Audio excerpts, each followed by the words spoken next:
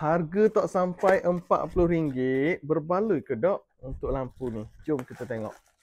Yang ni lampu dia. Masya Allah.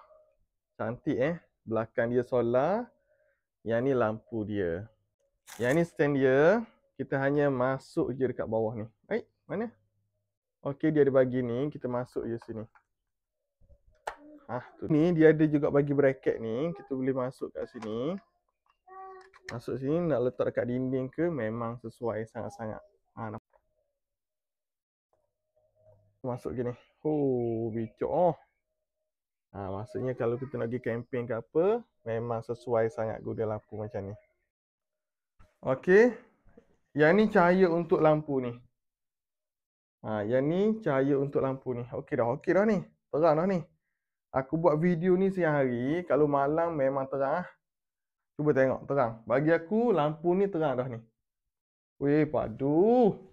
Lampu ni, bila malam dia terus menyala. Cuba tengok aku tutup solar dia. Dia terus menyala. Angkat, dia padam. Bila malam, gelap, dia terus menyala. Dia ada sensor dekat sini. Dia ada sensor. Siapa yang nak dapatkan lampu macam ni, guna cahaya matahari ataupun kena cas guna Type C ni, korang tengok Bitcoin ni dapat harga berapa order sekarang.